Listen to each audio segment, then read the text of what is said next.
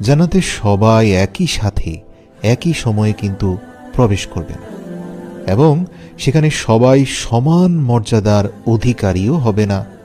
অর্থাৎ মর্যাদার ভিত্তিতে মানুষের ভিন্ন ভিন্ন র্যাঙ্ক হবে সেখানে। আর সবাইকে একই গেট থেকে ডাকাও হবে না, কিন্তু যারা শেষ পর্যন্ত জান্নাতে প্রবেশ করবে, মানে একদম সবার শেষে প্রবেশ করবে, তারাও কিন্তু অত্যন্ত খুশি হবে। এবং মুমিন বান্দাদেরকে যে মুহূর্তে জান্নাতের দিকে ধাবিত করা হবে, তখন সবাই যত দ্রুত সম্ভব জান্নাতের ভেতরে যাওয়ার চেষ্টা করবে। উচ্ছ্বাস, উদ্দীপনা, সফলতা, এ যেন এক মহা আনন্দ।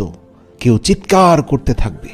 পবিত্র কোরআনে এসেছে, অনেকে আনন্দে আত্মহারা হয়ে আশপাশের সবাইকে দেখাতে থাকবে নিজের আমলনামা, বলতে থাকবে, দেখো দেখো, চেয়ে দেখো, চেয়ে দেখো।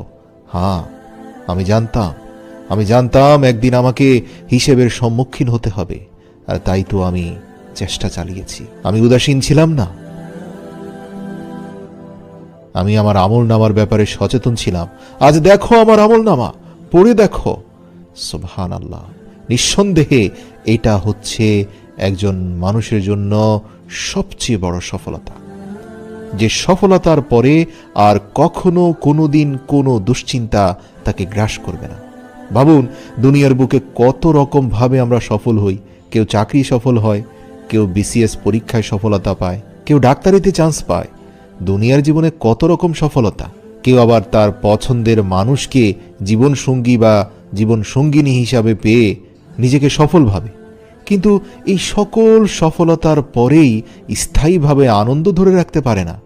কখনো কখনো এই সকল সফলতাই পরবর্তীতে ব্যর্থতা বলে মনে হয়। কিন্তু একবার ভাবুন, যে ব্যক্তিটা কিয়ামতের ময়দানে ডান হাতে আমলনামা পেয়ে উচ্ছ্বাস আর আনন্দের সাথে চিৎকার করে আনন্দের অতিশয্যে দৌড়তে দৌড়তে জান্নাতে প্রবেশ করছে, তার এই চিরস্থায়ী সফলতাকে কোনোদিন কি কোনো ব্যর্থতা গ্রাস করতে পারবে? সুবহানাল্লাহ। জান্নাত কেন্দ্রিক মানসিকতা বলতে এটাই বোঝায়। এর মানে হচ্ছে এই পৃথিবীতে প্রতিটি মিনিট হচ্ছে অনন্ত